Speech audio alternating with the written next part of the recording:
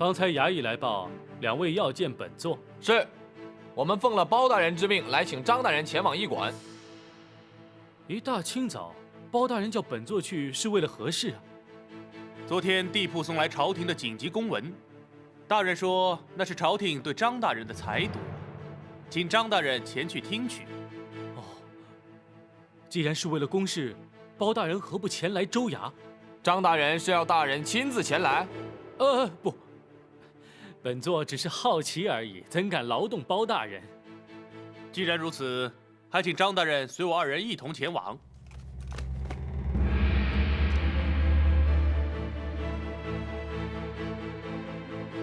好，本座就随你们前去。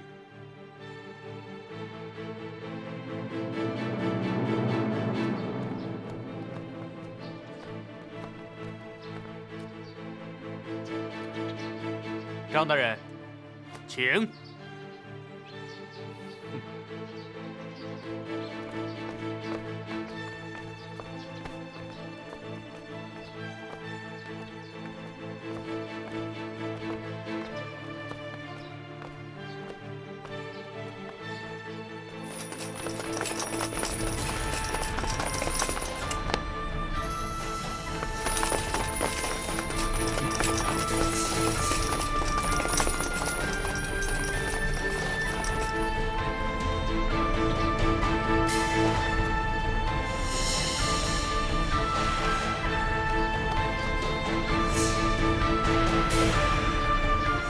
你们这是什么意思？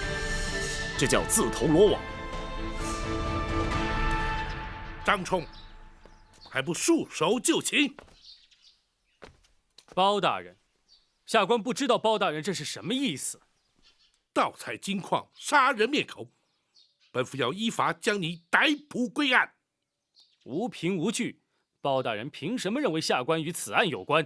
又凭什么要将下官逮捕？3年前，青州勘矿师田野奉你之命前去勘察矿脉，勘定的确为金矿之后，你却驳回探勘结果，非但未上报朝廷，反而利用范永、郭北盗采金矿，并将田野杀害灭口，谎称失足落山。如今，当年你亲笔批复的公文为凭，你还有什么话说？张冲，本府劝你不要做无谓的困兽之斗。既然罪行已被揭发，就该坦然接受国法的制裁。没想到当年遍寻不着的批示文书，竟然会在今天出现。不过，包大人想要将下官依法制裁，恐怕也未必办得到。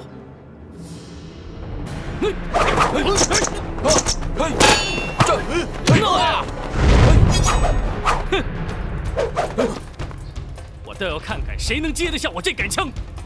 就让我来会会你这个五黄眼。好，我也正想试试南侠展昭是否名不虚传。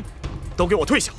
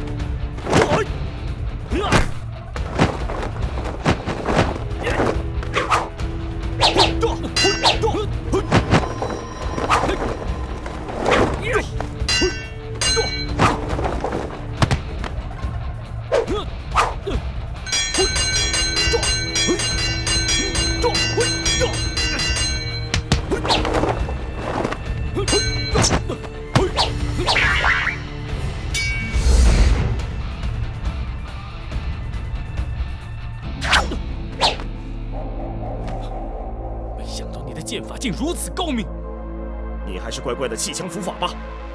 不，就算死，我要找个人陪。大人小心！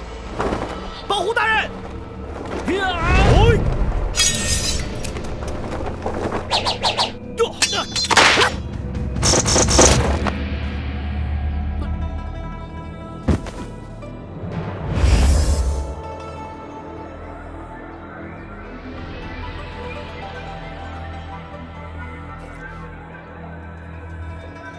将军难免阵前亡，我死得其所。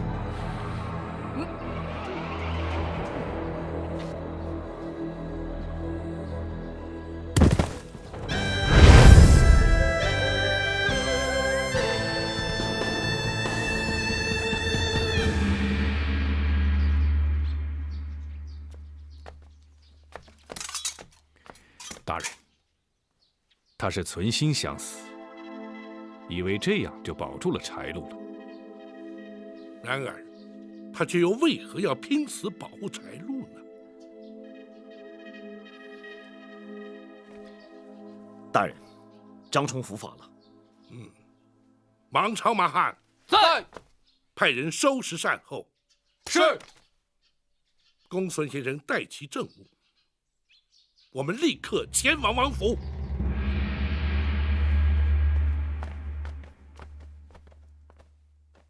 王爷，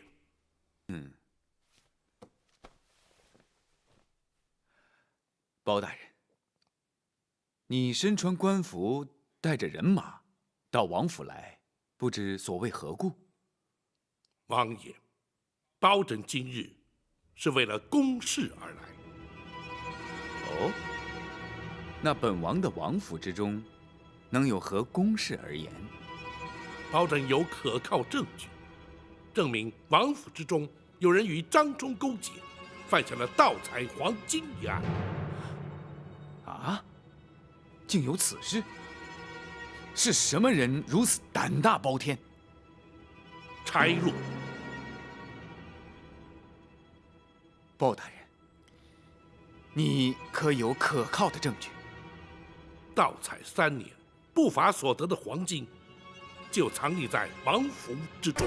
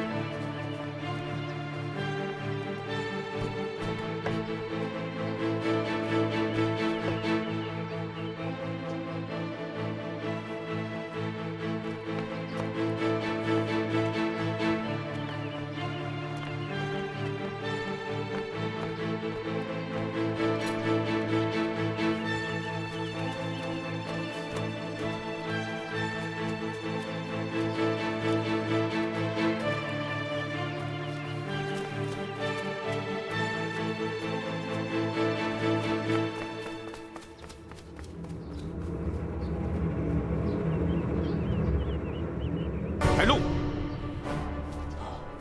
你好大的胆子！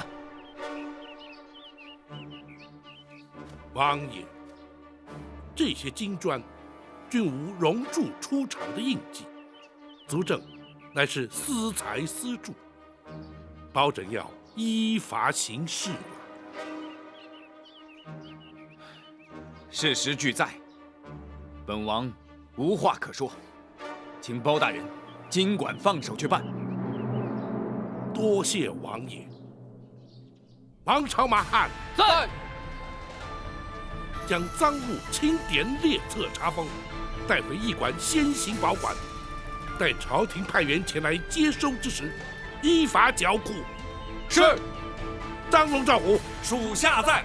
柴路罪证确认，将他押入大牢，严加看管，听候审讯。是。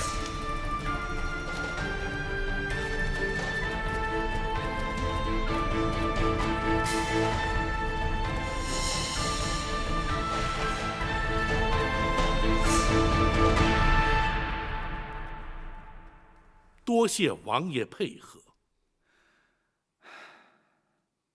本王平时并不过问府中之事，导致那柴禄欺上瞒下，违法乱行，还请包大人见谅。柴禄违犯国法，乃是个人行为，既非朝廷官员，又无责任归属，自然与王爷无涉。正所谓人上一白，形形色色，王爷又怎能全班洞察？本王调教无方，难辞其咎啊。不过，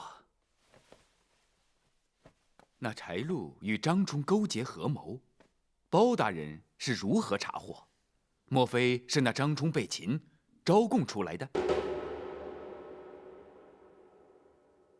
回禀王爷，张冲他持械拒捕，更图谋行刺大人，已经被当场格杀。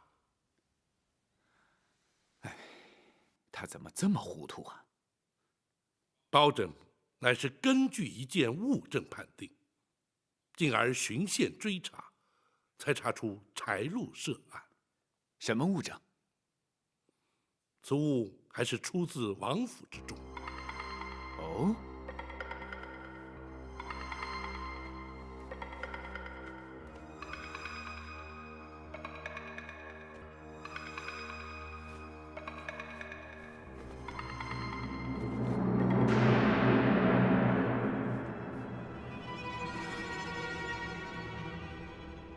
这图上的印记，可是王爷家族所有。这幅藏宝图，在柴家已有100年之久了。那柴禄身为王府总管，谁知竟敢监守自盗，将此图交给张冲，共谋盗采金矿，真可谓人心难测。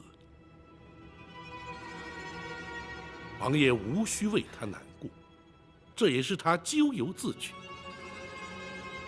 王爷，此图如今已是全案物证，烦请王爷赐回。那是自然。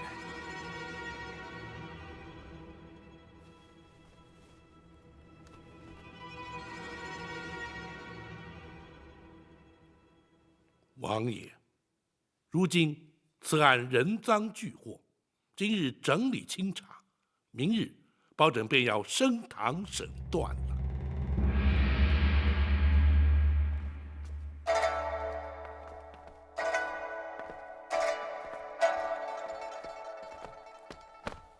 罪人拜见包大人。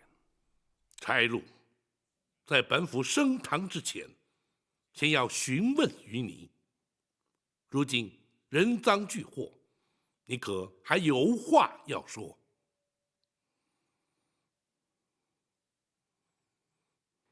我本以为此事天衣无缝，不会有人发现，但最终还是没有瞒过包大人您。我只能说，天不从人愿，别的我无话可说。然而本府却要问你，那张羊皮矿脉图，可是由你交给张冲，由他负责开采金矿的？事到如今，我没有什么可隐瞒的。不错，我身为王府的总管，王府的古玩器物均由我来经营。3年前，我无意当中发现了羊皮图纸，我就指使张冲按图索矿，没想到还真是找着了黄金矿藏。那张冲与你有何渊源？你又如何信得过他？我与张冲乃是世交，祖上同朝为官，我们俩又是从小的玩伴，我绝对信任他。那张冲文武双全，又蒙朝廷器重，只要尽忠职守，日后必能飞黄腾达，又怎会弃之不顾，与你狼狈为奸，犯下如此滔天大罪？包大人，您可真是难得一见的清官啊！这与本府是否清廉，又有何关？包大人不知道其他官员的情形，普天之下入朝为官者，有几个人不是为了贪图名利？这个矿场给我和张冲所带来的财富，够几辈人享用。张冲没有理由不动心。哼！就为了贪图那些财富，却让他送了一条性命。谋事在人，成事在天，只怪他没那个福分。然而你们的所作所为，非但让无数的矿工受难，更让柴王爷蒙羞。这一点，你又可曾想过？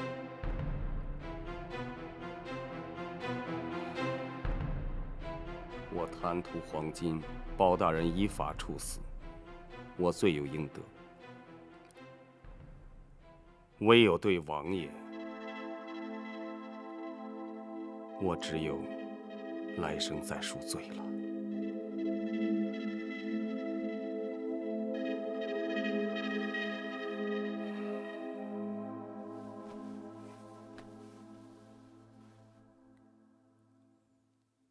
大人，柴禄所说并非实言。哦，展护卫是据何而论？张冲私采金矿被大人查获之后，接下来他应该明白，大人会查出主谋是谁。可是他却留在青州不走，显然他不相信柴禄，怕他会私吞黄金。可柴禄却说，他们互相信任，这话显然是假。展护卫言之有理。柴禄，你可有说辞？展大人想的太多了。张冲做事一向缜密，他有把握让包大人抓不住他的证据，所以他才留下的。可今天他知道大人掌握他3年前批复的公文，已经足以证明他有罪。他的武功虽然不如我，若是有心逃走，也并非绝无可能。可是他却选择刺杀包大人，丧命在我的剑下，这又为何？他是为了维护我？一派胡言！他怎么可能为了你而牺牲性命？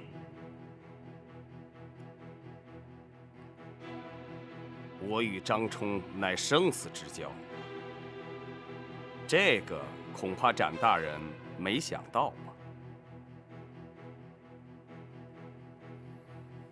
柴禄，不论你所言是真是假，如今那张冲已死，黄金又是由你所藏的库房之中搜出，罪证确凿，毋庸置疑。明日本府升堂之后，再详加论断。柴禄无话可说，任凭包大人发落。张兆虎，属下在。将柴禄押回大牢，由你2人亲自率府中官兵严加看管，不得有误。是。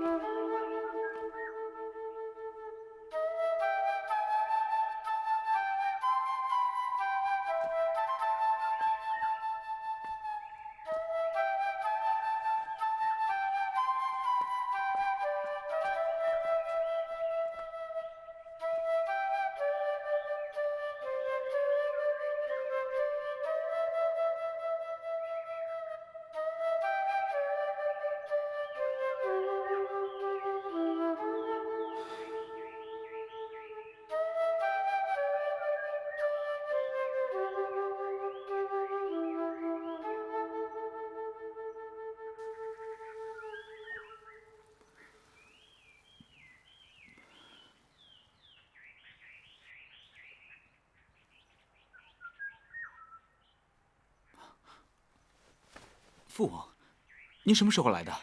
啊，我才来了一会儿。那你怎么不叫我呢？我没有打断你，看来你完全沉醉在自己的音乐当中了。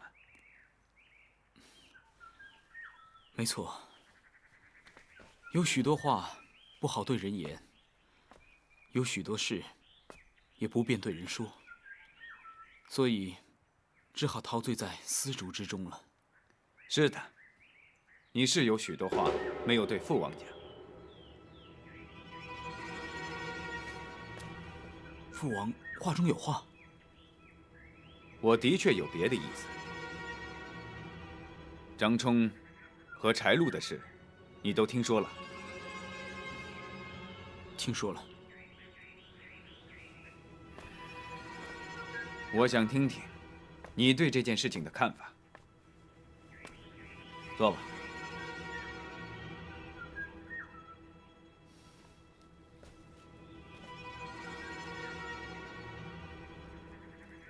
他们触犯了国法，包大人依法将他们治罪。孩儿还有什么可说的？哦，是吗？那他们盗采金矿，你也没什么可说的？孩儿不明白父王的意思。包大人查出他们犯罪，凭的是一张藏宝图。那藏宝图是我柴家之物，难道你还没有什么可说的？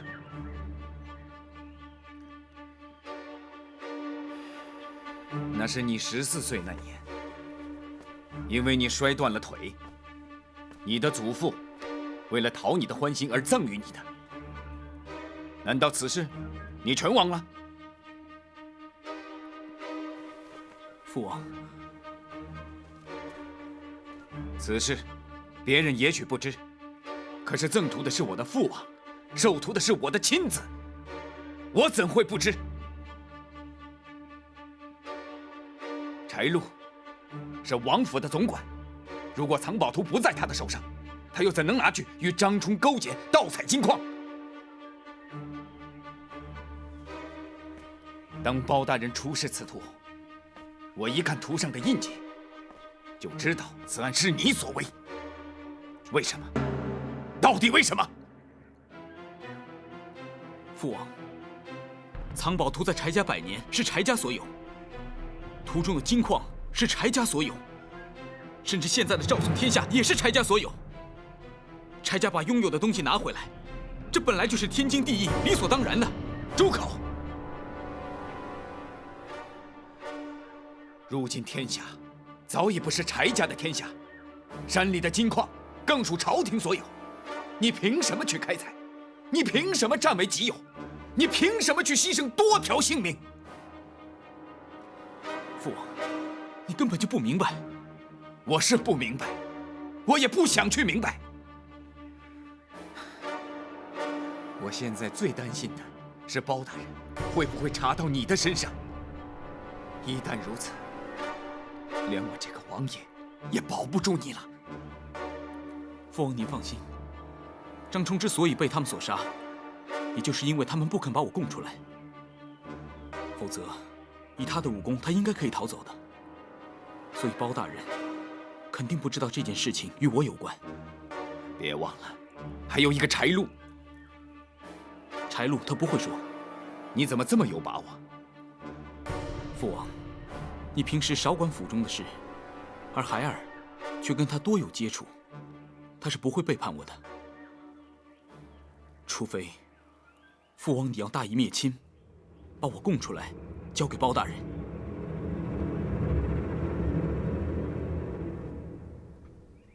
唉，父王还没有那么狠心。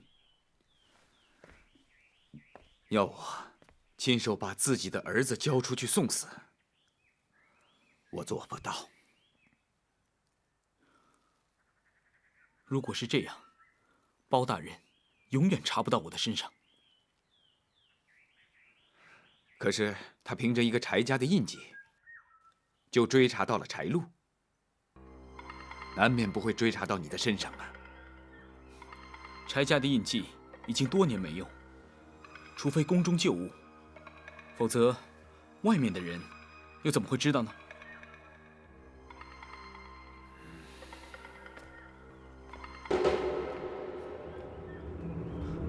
婉儿，婉儿看过柴家的印记。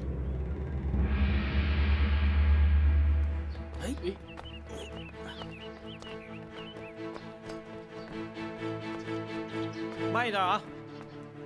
慢一点，慢一点，小心点。哎，小心别倒了。慢一点。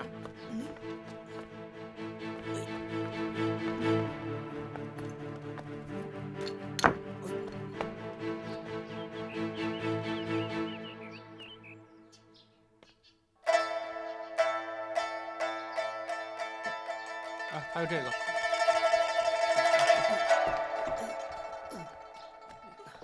哎，慕容姑娘，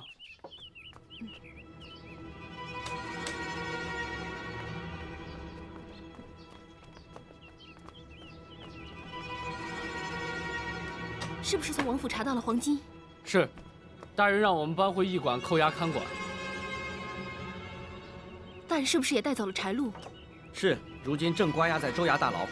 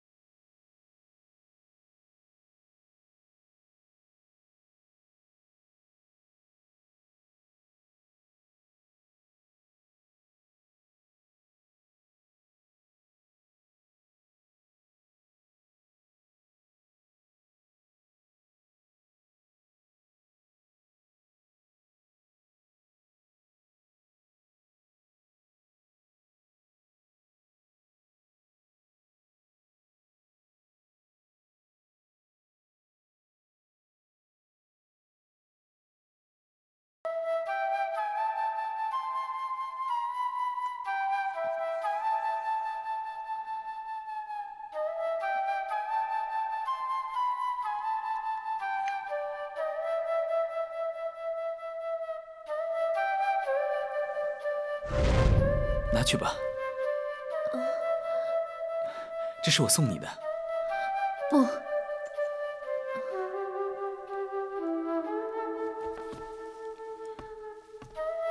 我不能接受你的馈赠。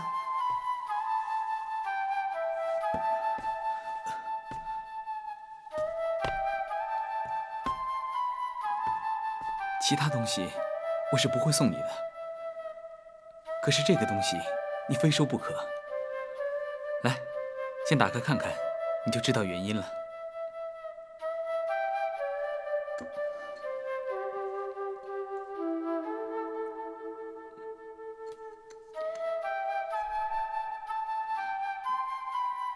这是什么？这是柴家的印记，在前朝，它代表着皇室的尊荣。不过现在，它只是个美丽的图案而已。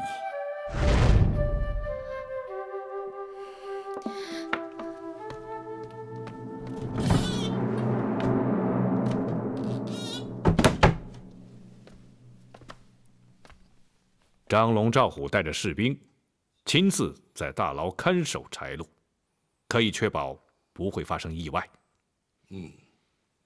带回来查封战馆的黄金，更要确保安全。王朝马汉已派人在外面守着，放置黄金之处就挨着我的房间，有任何动静，我会马上知道。好，公孙先生可曾将全案整理完毕？回大人，学生都已准备妥当。明日便可升堂结案了。大人，属下到现在还不明白，张冲怎么可能为了柴禄而不惜送命？如今张冲已死，柴禄的说法又未必可信，真正的原因恐怕永远都没有人知道了。我知道。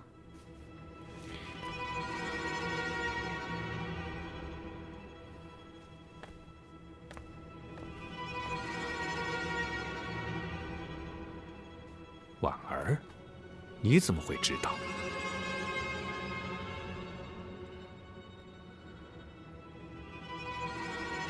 婉儿，你说。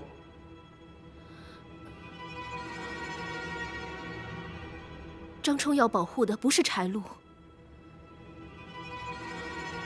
而是另外一个人。哦，他要保护的是什么人？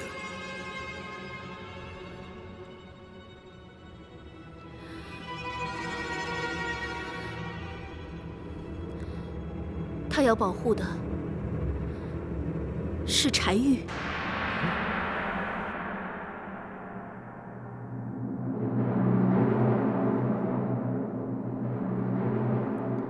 是我亲眼看到他们三个从库房里面走出来。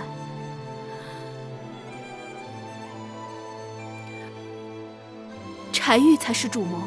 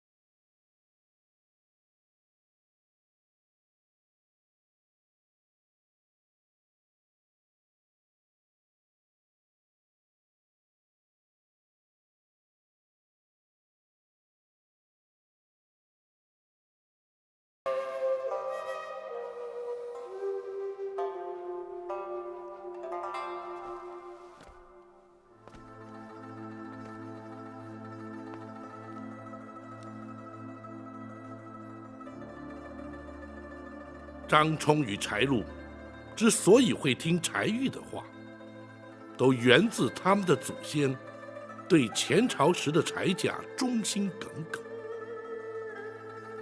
那已是将近100年以前的事情了，没想到他们依然如此执着。这就是愚忠。当事者自认为耿耿忠心，却将忠字用于不义之事。所以张冲才宁愿一死，以保护柴玉。不错，他以为如此一来，便查不出幕后的主谋是柴玉。可柴禄也是个人证，难道他也会寻死不成？张龙赵虎亲自守在大牢外面，就是防他自尽。要是他死不招供，又如何能查出柴玉？只要能够证实柴玉的确与他们曾经在藏经之处进出，就可以证明他对此事知情。单凭这一点，便足以将他治罪。可婉儿是亲眼目睹的。除了婉儿之外，还有那些守卫藏经的卫士也是人证。可是他们都是柴禄的心腹。就因为他们全是柴禄的心腹，所以在搜查王府之后，我命张龙赵虎把他们关进大牢，逐一调查。展护卫此举的确掌握了先机，有了那些卫士的证词，便已足够。明日一早，我们就前往王府，将柴玉拘捕到案。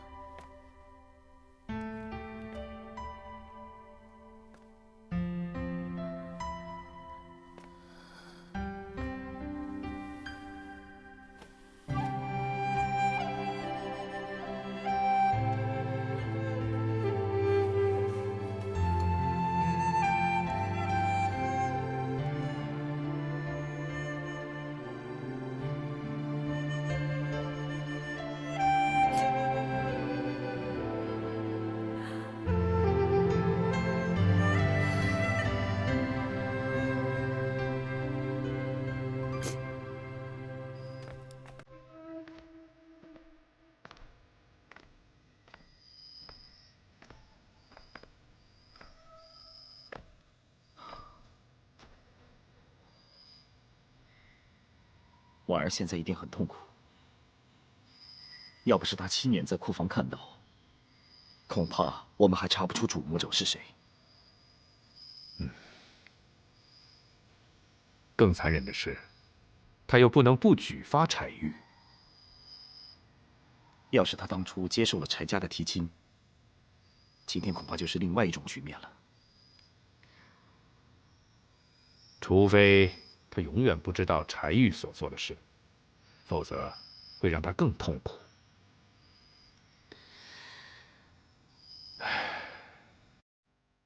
除了婉儿之外，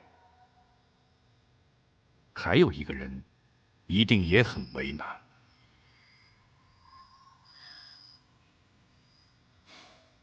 包大人。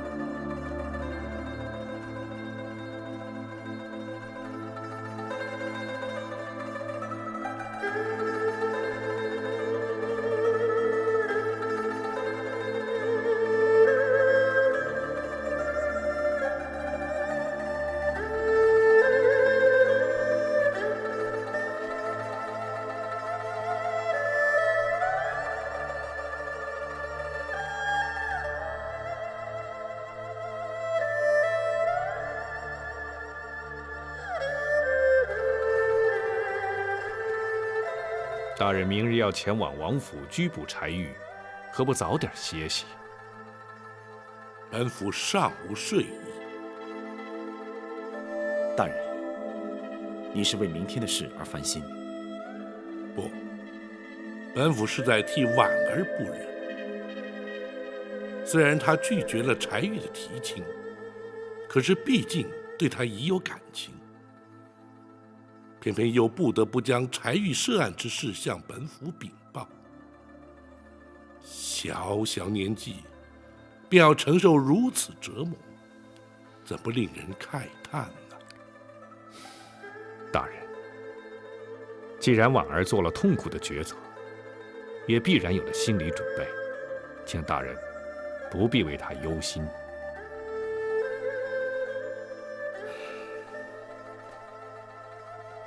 明日去拘捕柴玉之时，让他留在驿馆，在未结案之前，不要让他知道太多，以免徒增感伤。是，学生明白。大人替婉儿多方顾忌，可大人您自己呢？展护卫此话何意啊？大人明天必须要面对柴王爷了。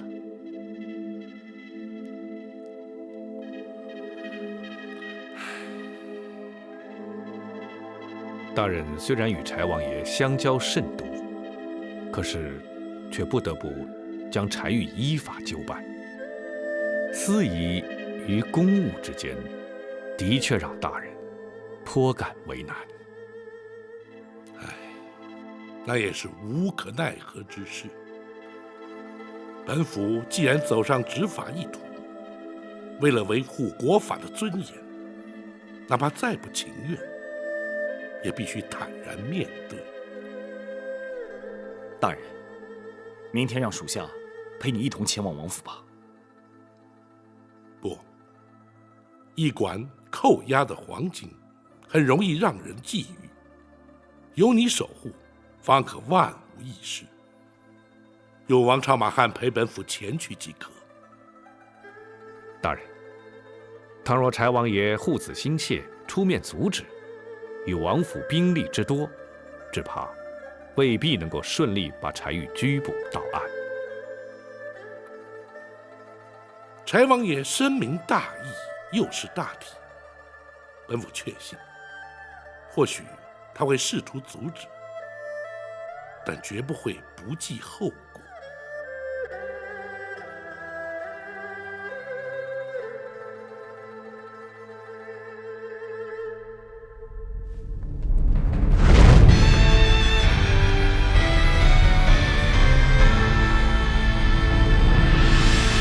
包大人，柴禄已然被你抓走，如今为何又带领人马硬闯本王府邸？王爷，包拯乃是为小王爷而来。包大人，此话怎讲？本案经包拯再三查证，小王爷非但涉案，而且更是主谋。包拯是来拿他归案。你，包拯情非得已，请王爷恕罪。王朝马汉在，将柴玉押往州衙。是。且慢，王爷因何要阻拦包拯执行公务？包拯，此处是本王的府邸，乃太祖皇帝亲封的领地。你怎敢在此随便拿人？王爷，包拯奉旨代天巡狩，执行的乃是当今皇上的旨意，入府拿人有何不可？你不要逼本王翻脸无情，王爷也不要逼包拯不顾情面。来人！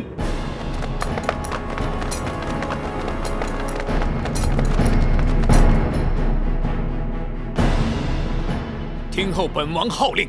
是。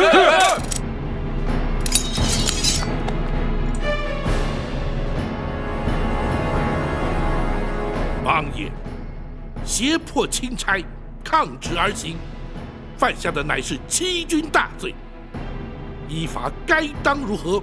王爷心知肚明。王爷一念之差，柴家100年基业恐将毁于一旦，太祖皇帝当年恩典尽皆付诸流水，还请王爷三思。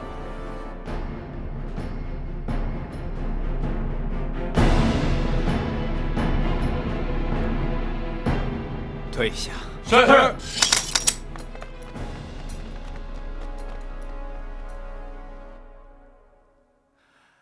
包大人，王爷，捉拿柴玉，不知可有凭证？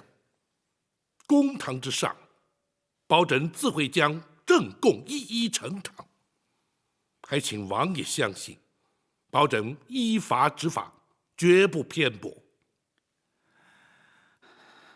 可否请包大人法外容情，容本王与柴玉说上几句话？国法不外人情，王爷所请，于法无碍，当然可以。多谢包大人。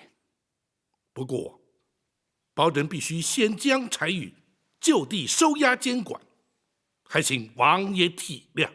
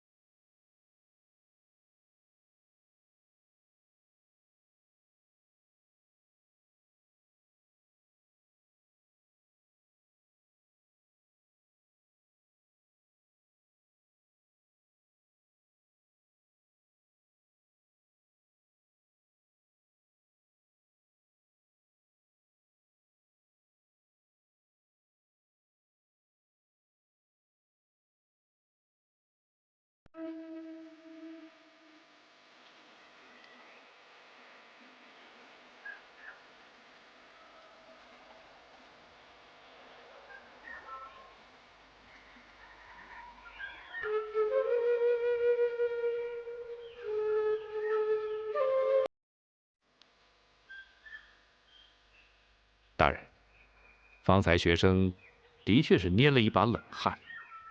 倘若柴王爷下令攻击，后果实在不堪设想。本府说过，柴王爷绝对不会不计后果，出此下策。大人说的是，欺君之罪，罪在不赦；协众抗旨，视同谋反，一律该满门抄斩，诛杀9族。幸好柴王爷悬崖勒马，才不致铸成大错。倘若柴王爷一时控制不住，那么太祖皇帝当年所留下的柴家血脉就到此而终。柴家失去的就不只是柴玉一个人了。不过柴王爷既有袒护柴玉之嫌，大人又怎么会让他们父子单独见面呢？父子之情乃是天性，而柴玉此去必死无疑，本府又岂能不加以成全呢？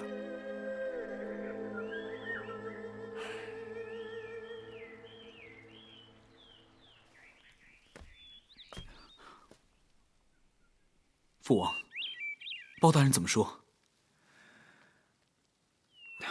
他说：“你是主谋，要捉拿你归案。”果然是包大人，到最后还是瞒不了他。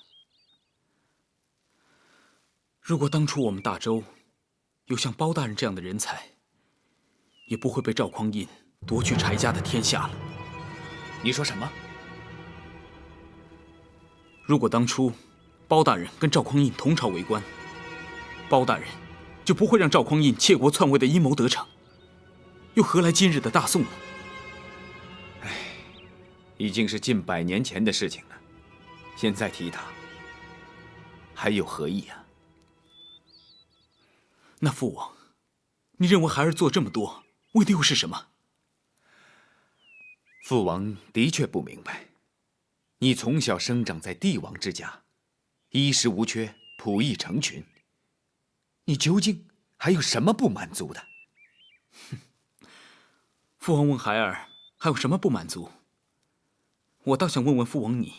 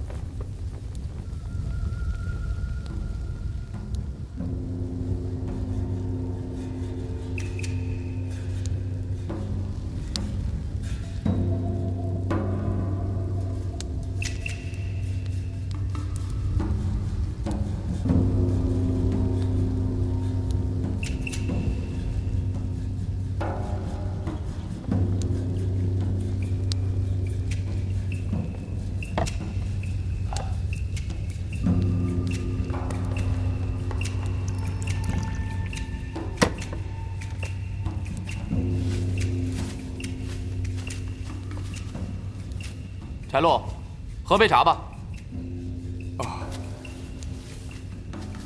多谢。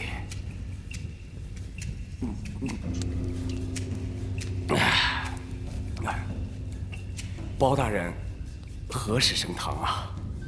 你急什么？包大人反正已经将全案查清楚了，我早晚都是个死，何必拖延？你别急嘛，等大人将主谋拘捕到案之后，会立刻升堂。主谋？盗取黄金是我跟张冲策划的，我们就是主谋啊！你以为包大人不知道啊？现在正在抓他呢。抓谁？柴玉。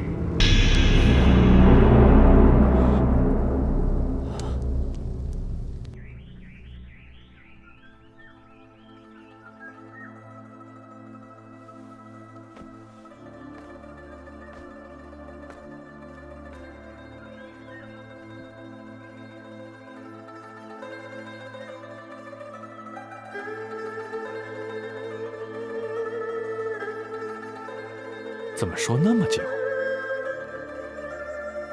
大人，要不要催一催？不，让他们慢慢谈吧。哎，这或许是他们父子之间最后一次见面。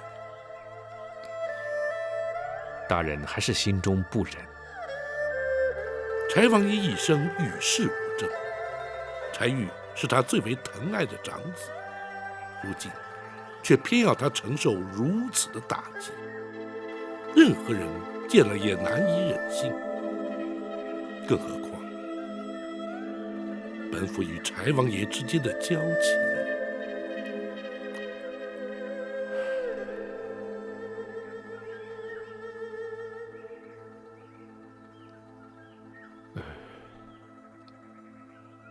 如果柴王爷向大人求情呢？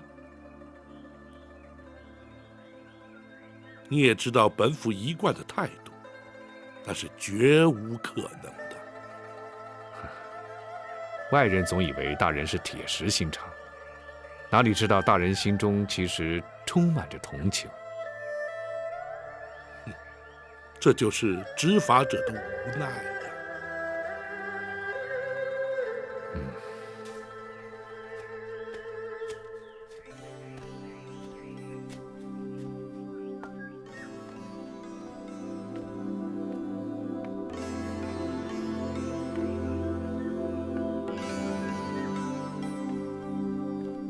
大人，婉儿，大人不是叫你别来吗？婉儿，你有事要找本府？大人，婉儿只是想……本府明白。等柴王爷出来之后，你就去看看柴玉吧。多谢大人。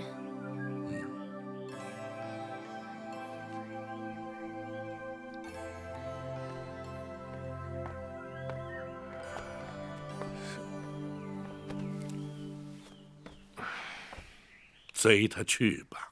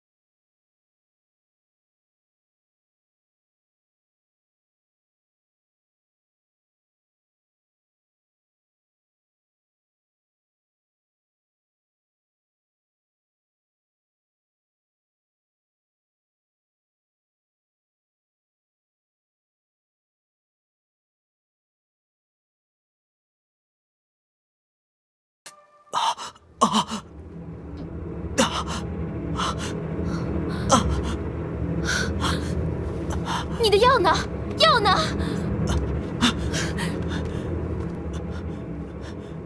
那药治不了我心里的痛。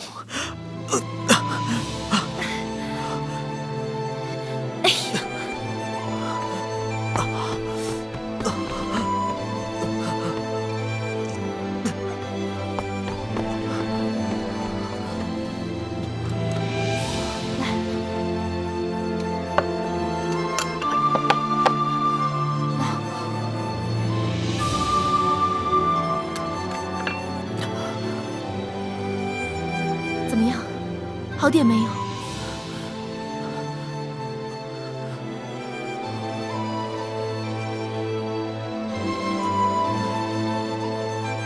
我以为我再也不会承受这病带给我痛苦的煎熬，没想到，在我生命结束之前，我还要承受一次。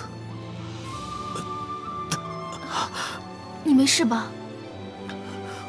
我没事。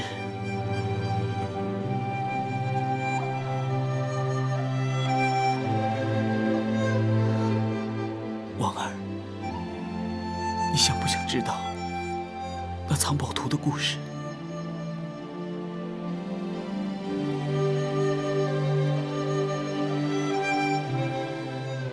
在我14岁那年，我摔断了腿。那个时候，我爷爷就把那个藏宝图给了我。他说，我们柴家的财富全部都在那里。可是那财富永远也看不到，摸不着。我当时就下定决心，等我长大之后，一定要让那财富看得到，也摸得着。因为我不能接受那种虚幻不实的东西。所以，你让张冲和柴路去盗采那座金矿？没错。现在，我的愿望实现了。可是，这仍旧是一场空。或许有些东西永远留在我的幻想里面，反而会走得更远、更长。有时候，保留一点幻想，要比实际美得多。你说的对，婉儿。当你拒绝柴家的提亲时，你知道我是怎么想的吗？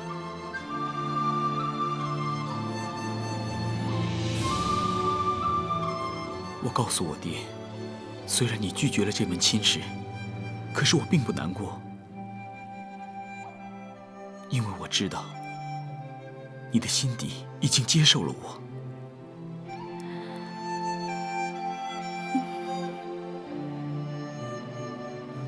就像那藏宝图的故事一样，你就像是我的幻想，这个幻想会一直跟着我。就算我生命结束的时候，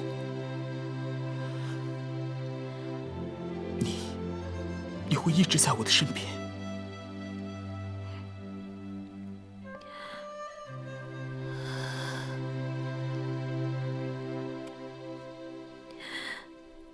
我也会永远把你放在我的脑海里。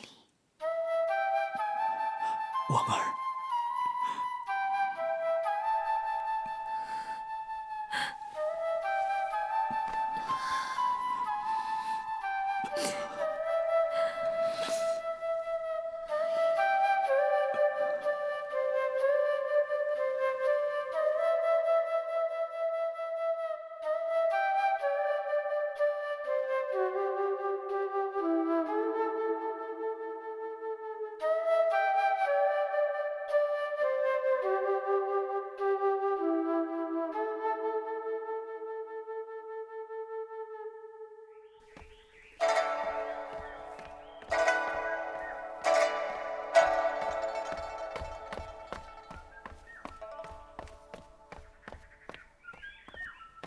启禀大人，婉儿和柴玉见过面了。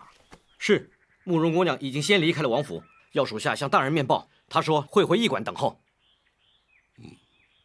让他们立刻将柴玉押往州衙。是。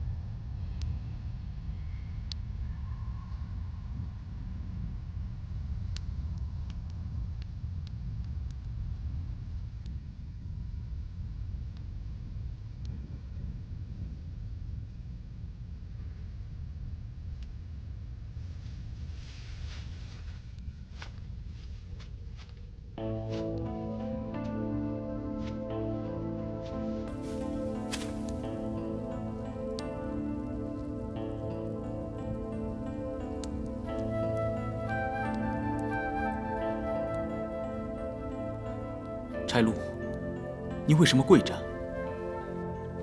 柴禄愧对小王爷。非战之罪，你并没有做错。把小王爷牵涉其中，就是柴禄的过错。那是我自己的选择，不能责怪任何人。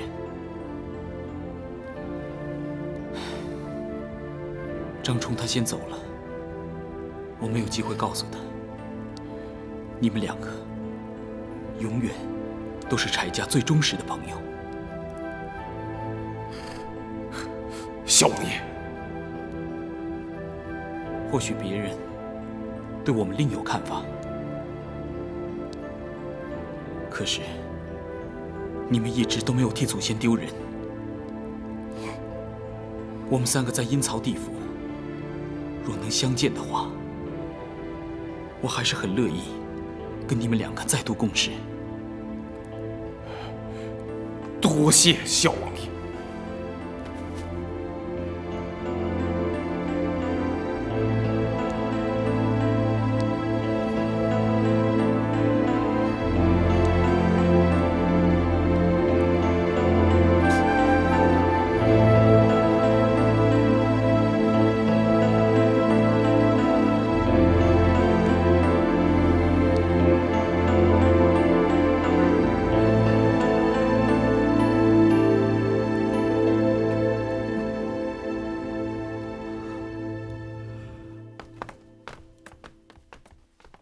启禀大人，已将柴玉关押在大牢，听候传审。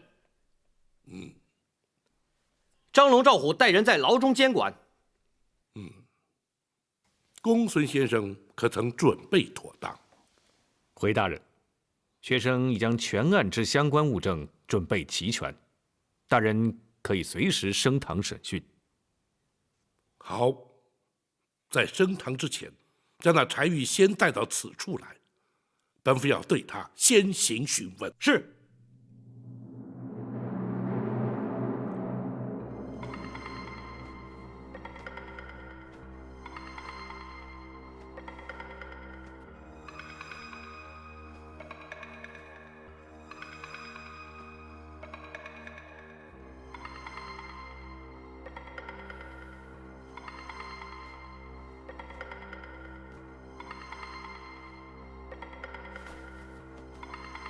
来人，在。备轿。是。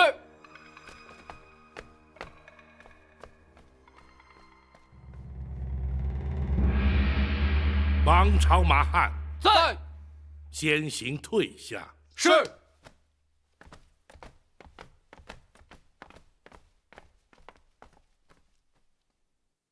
你可知升堂之后是何结果？知道。在包大人铡刀之下，柴玉没有活命的可能。如今，你可因自己的所作所为而有悔意？包大人，要柴玉在大宋的国法之下受刑，柴玉无话可说。可是，柴玉没有任何的理由要后悔。你盗采金矿已然犯罪，但因此而伤及无辜性命，却更有违上天好生之德。人命关天，怎可说毫无悔意？陈桥兵变，黄袍加身。敢问包大人，前朝的皇帝又何曾上体天心而珍惜生命呢？你周灭宋兴，开国一战，不知死伤多少。包大人，你现在又如何来评判于我？朝代更替，必生战祸，虽有死伤，却情非得已。你却为了贪图不法之财而害人性命，两者之间又岂可同日而语？包大人，你错了。本府何错之有？包大人，你又怎么知道我开采金矿不是为了改朝换代？你此话怎讲？柴府应有尽有，柴玉又怎么会贪图那些财富？开采金矿，乃筹备军费，振兴大周。柴玉，你是谋反叛国！这国本来就是大周之国，天下乃柴家天下。赵匡胤能把它夺去，柴玉今天为什么不能把它夺回？大胆！你怎敢直呼太祖皇帝的名讳？包大人所谓的太祖皇帝，原本却是柴家的殿下之臣。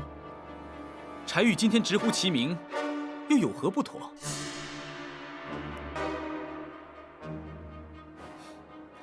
想必现在连包大人你也无话可说，无词可辩了吧？不，乍听之下，你似乎言之有理，实则却全都是狡辩之词。好，如果包大人你能说服柴玉，柴玉情愿伏法，绝无怨言。好，本府就说与你听。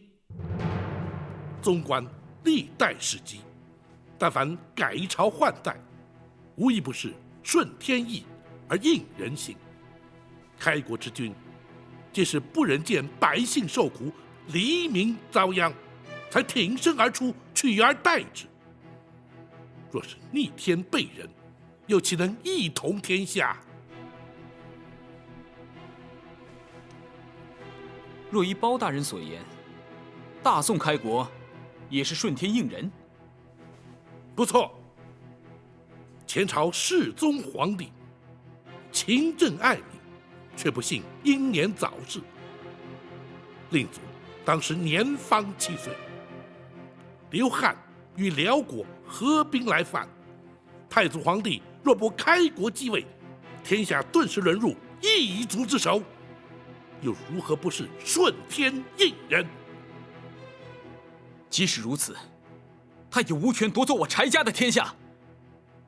所谓柴家天下，原本却是郭威所建前朝大周，郭家后人却从未向柴家讨回天下。倘若历朝历代皆以自家天下自居，则秦汉隋唐是否皆要其后人夺回天下，岂不终日征战，永无休止？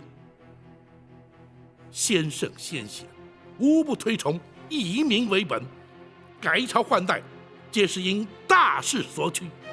当今圣上，仁德敦厚，勤政爱民，你却妄图假借复国之名，戕害生灵。柴玉，你不但大错特错，而且险将柴家陷于不忠不义、万劫不复之地，又怎敢在本府面前潇潇争辩、大言不惭？如今，你可还有话说？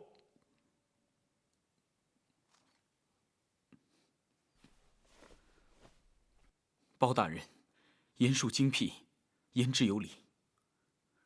柴玉情愿伏法。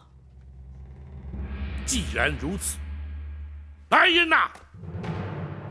大人，传令升堂。是。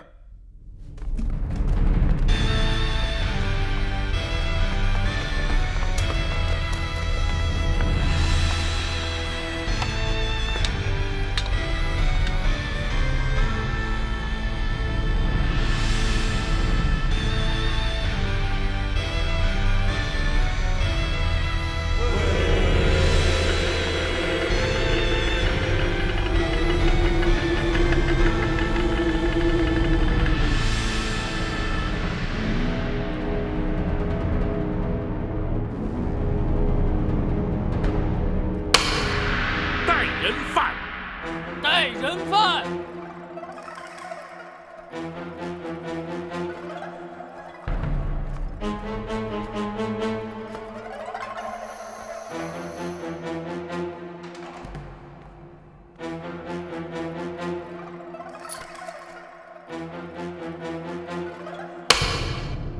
柴禄，你勾结张冲，盗采金矿，因而造成多少无辜之人丧命，多少平民百姓遭殃。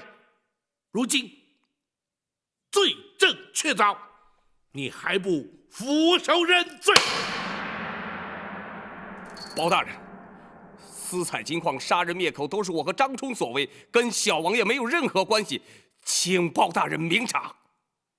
哼，那柴玉也已亲口供认是他主谋，你休想为他脱罪。包大人，堂下听判。柴禄，你盗采金矿，藏匿赃物，合谋杀人，罪不可赦。本府奉旨代天巡狩，以大宋律例判你铡刀之刑。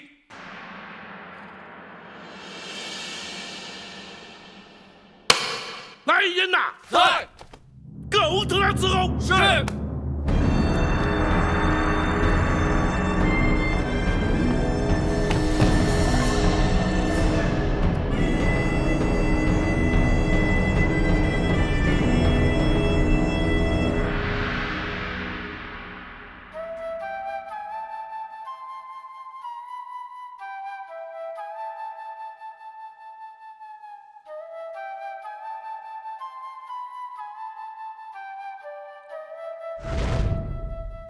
慕容姑娘，我在等你说明，我是如何的胆小怯懦，又怎么会是个无知莽汉？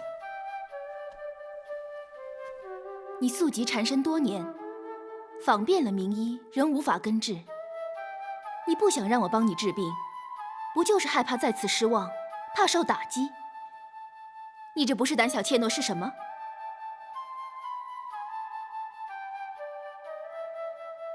医道医理博大精深，浩瀚如海。多少医者前辈，钻研一生仍不能尽得其妙。你不过就是看过几个大夫，做过几次诊疗，就认为自己无药可救，再不做任何的治疗。你这不是无知莽汉吗？我为我方才说的话而道歉，也希望慕容姑娘你不计前嫌，为我诊治。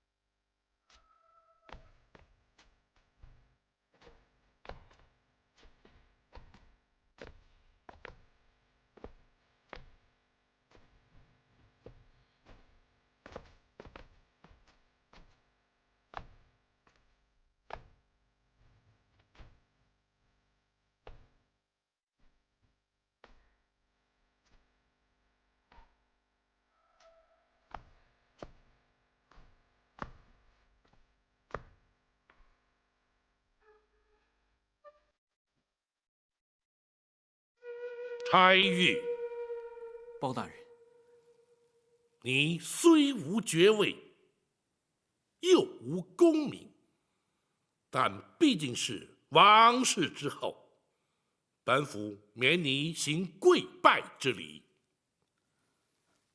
多谢包大人。方才你已坦诚罪状，可还要本府当堂再做问询？不必了。柴玉触犯国法，理应受到惩罚，请包大人依法宣判执行。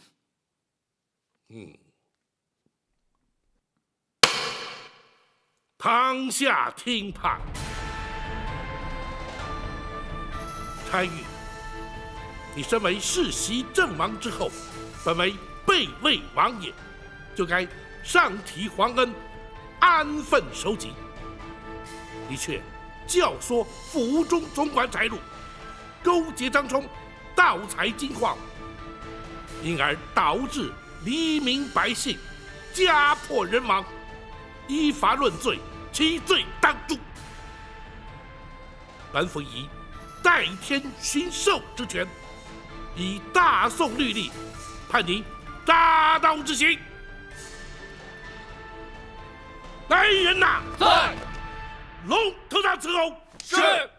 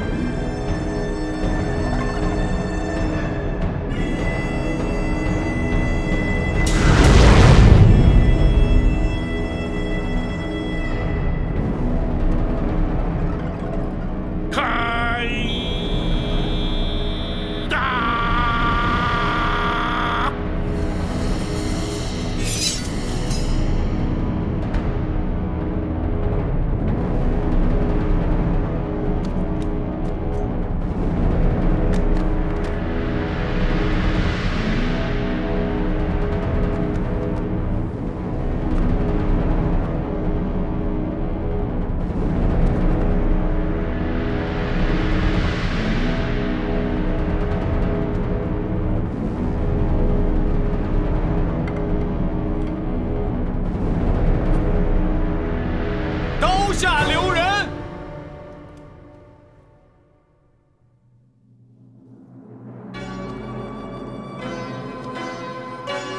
臣包拯叩接太祖皇帝圣旨，万岁万岁万万岁！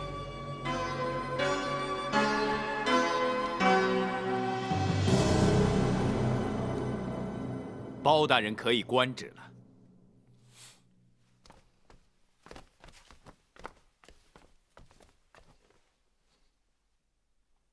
太祖皇帝开国称帝之时，封本王千父为正王，同时颁下此诏，纵使犯下叛国谋反之罪，皆得凭此诏，免死一次。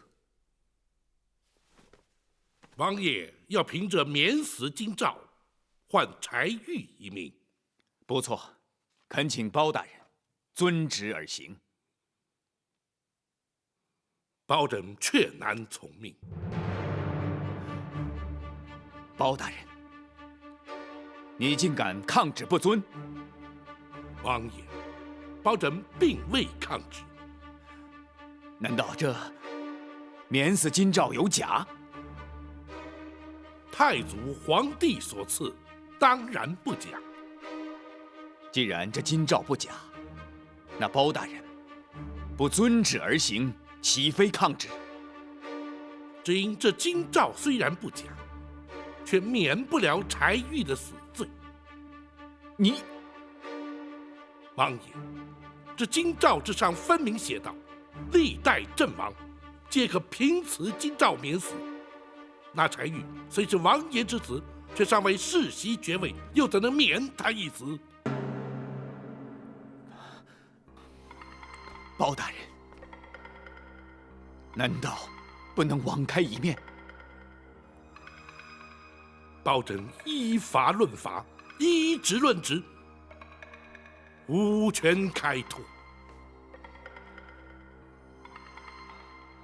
好，那么本王就不要这爵位，将王爷的头衔立即传与柴玉。王爷之位，只可承袭，不能禅让。王爷心知肚明，除非王爷100年之后，否则那柴玉继承不了王爷爵位。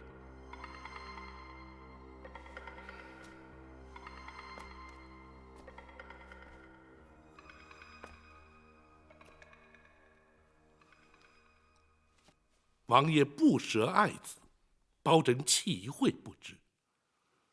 只是就事论事，包拯实难从命，还请王爷见谅。王爷，请恕包拯必须依法行事。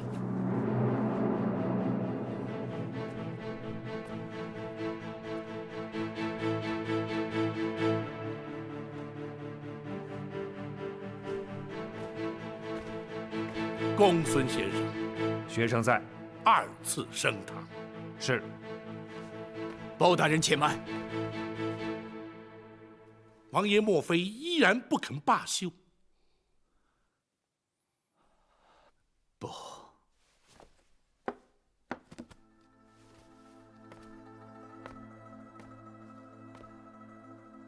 本王只是想最后再见玉儿一面。王爷，如今那柴玉已是定验死囚，行刑在即。若与王爷私下会面，恐有不妥。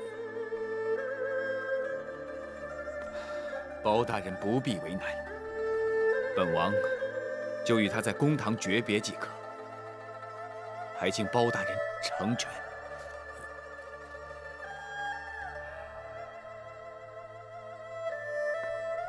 大人，受刑人家属听审观刑，于法并无禁制。然而，又岂有让亲人家属当堂观刑之理？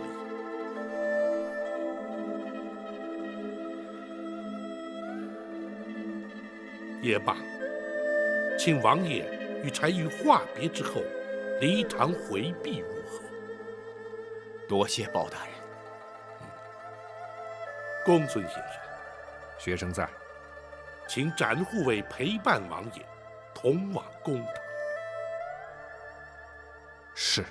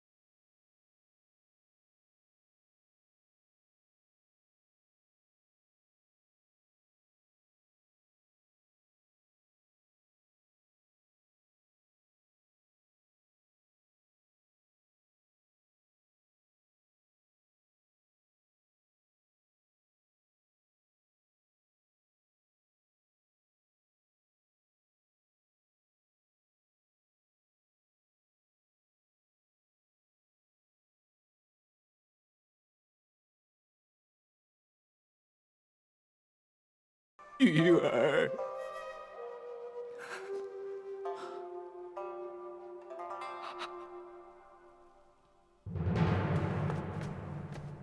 包大人，王爷，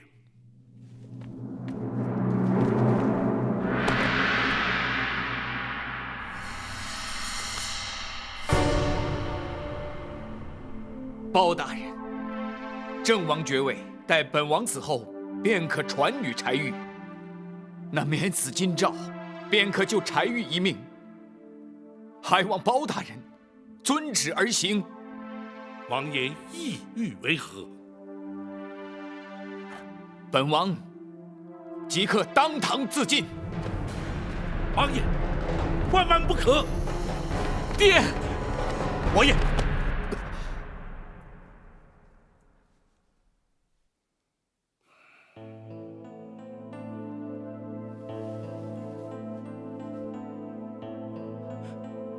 爹，玉儿，父王实在是不忍心看你命丧龙头铡下。爹，孩儿一念之差铸成大错，已经不孝。如果你为了救孩儿而牺牲你的性命的话，孩儿不但没有颜面见人，更没有颜面继续活下去。爹，我求你打消此念头，不要让孩儿一辈子背上不孝这个千古骂名啊！爹，玉儿，玉儿，爹一定要救你。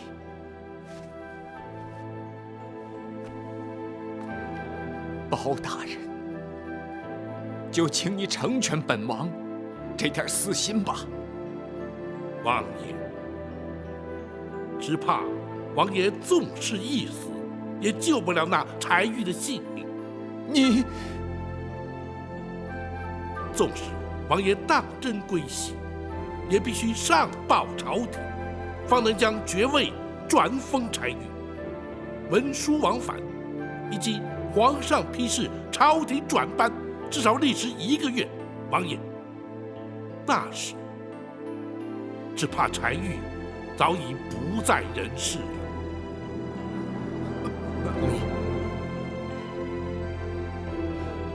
包大人，难道你就不能暂缓行刑吗？王爷，国法当前，岂容本府苟且徇私？包拯，你……王爷，王爷，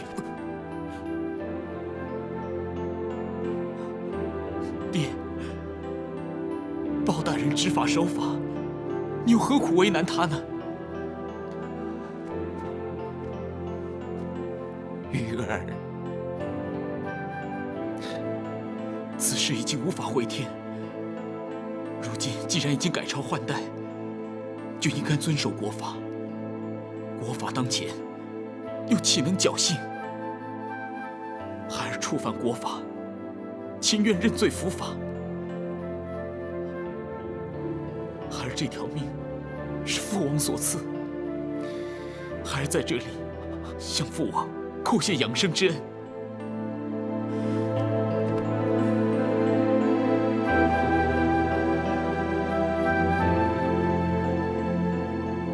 请包大人依法行刑。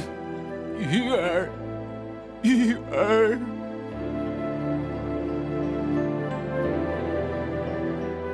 展护卫在。将王爷请出公堂，回避行刑。是。请。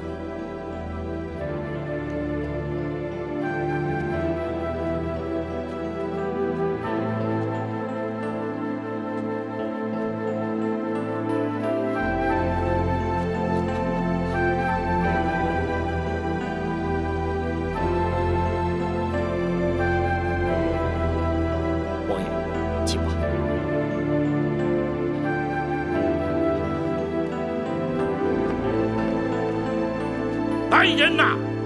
在，准备行刑。是。开打！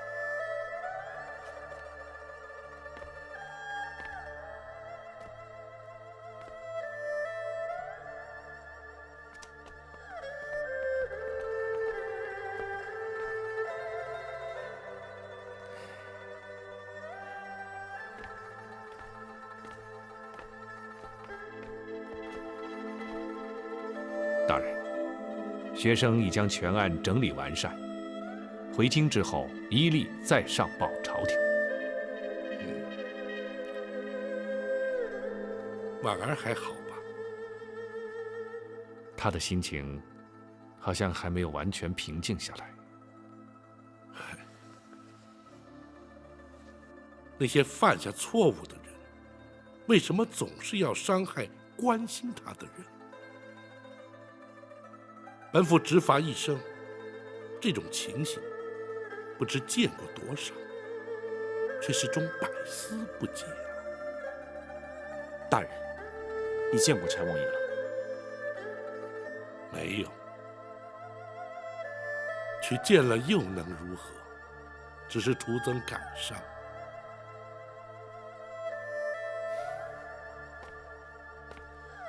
大人，属下心里有话，憋在心里不吐不快。你说，免死京兆，不能换回柴玉一命。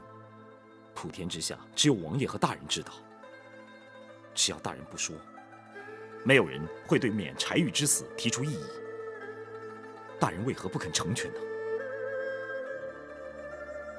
这就是法与情、公与私之间最难掌握的分寸。稍一不慎，公理正义就会荡然无存。君子不欺暗室。如果因为没有人知道，就有所偏颇，很可能会因此造成无辜之人受害，也就没有资格成为执法者了。可是对柴王爷而言，大人岂不是太过不通人情？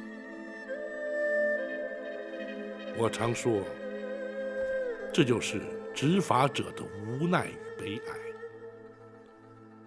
一旦踏上了执法之路，这无奈与悲哀就必须一并承受。然而大人却不愿意见到别人也受到同样的痛苦。当然，尤其是自己所熟识的人。柴王爷，还有婉儿。尤其是婉儿，他会以为将柴玉送上铡刀的是他。倘若他无法看透这一点，这种痛苦就会陪伴他一生。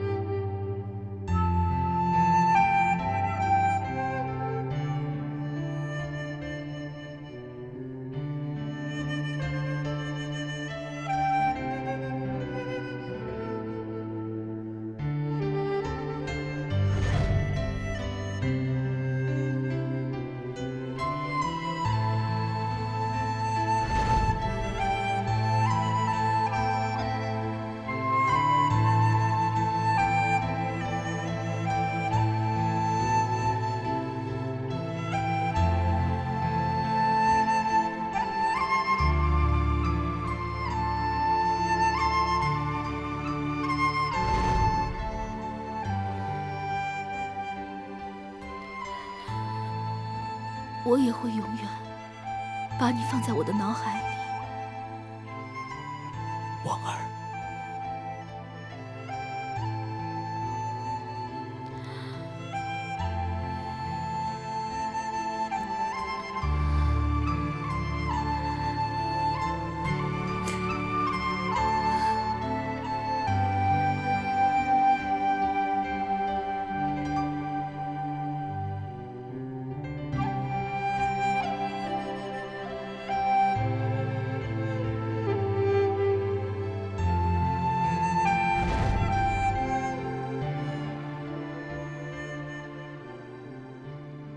参与，你安心的去吧。你永远都会活在我心里。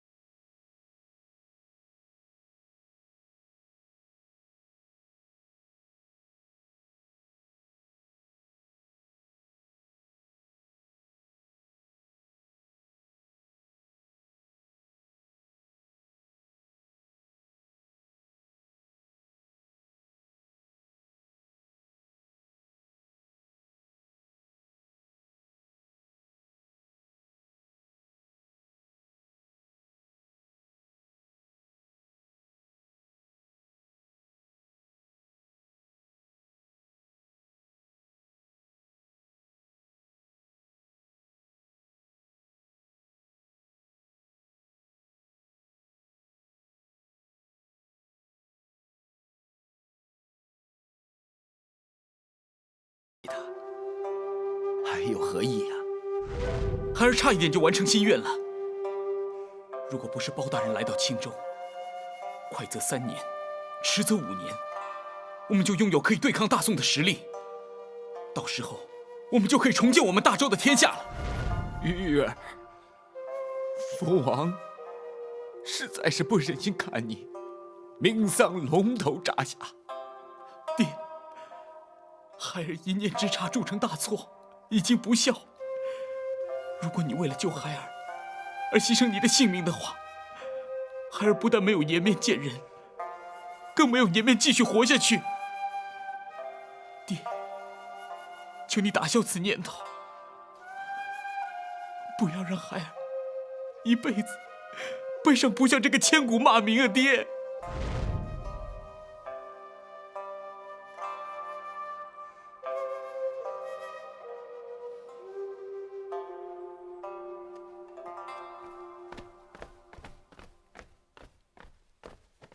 启禀大人，朝廷派来的接收专使已经进城了。按时日推算，他们也该到了。他们来了多少兵马？回斩大人，至少500-600。大人，要接收矿场、押送黄金、重整州衙，的确需要这么多人。等专使进城安顿之后，请公孙先生备妥文案计策，立刻在州衙与他们进行交接。是，学生早已备妥。王朝马汉，在。驿馆扣押监管的黄金由你2人负责点交，务必要将数量、重量核实，不得有半点误差。是。张龙、赵虎，属下在。矿场部分由您2人负责，让接收专使与驻守矿场的虎贲营直接进行交接，不得有误。是。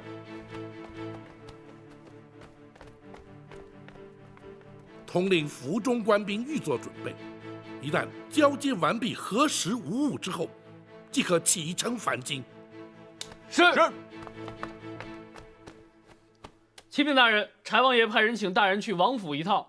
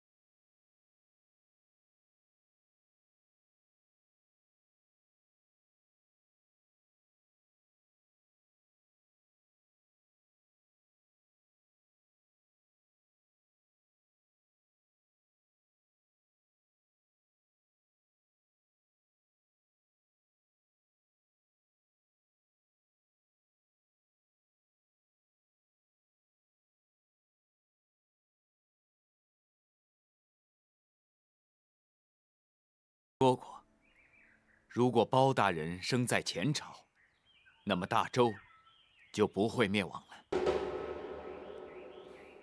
王爷，他说的不错。有包大人这样的官员在朝廷，一定能够保住大宋的国祚。包拯惭愧。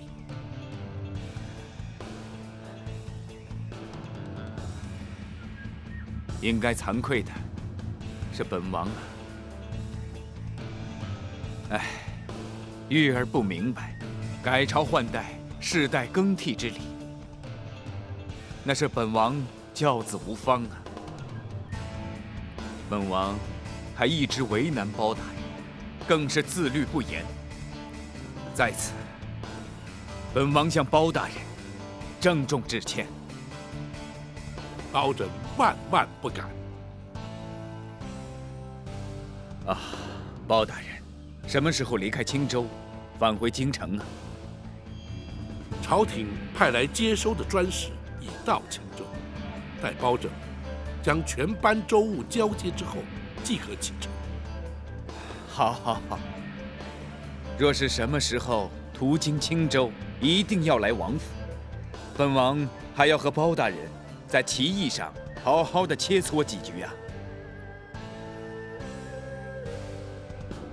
包拯，遵命。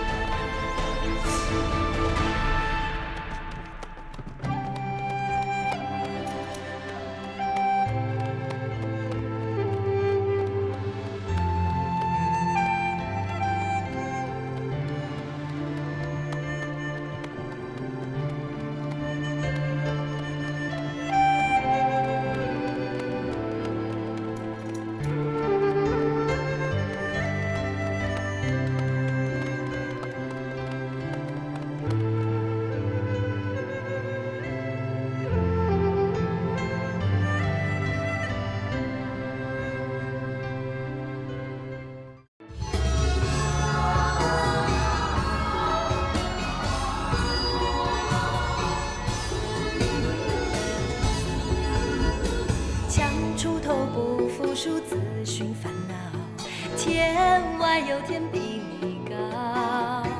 大富贵比不上身体好，无忧无虑品尝心到老。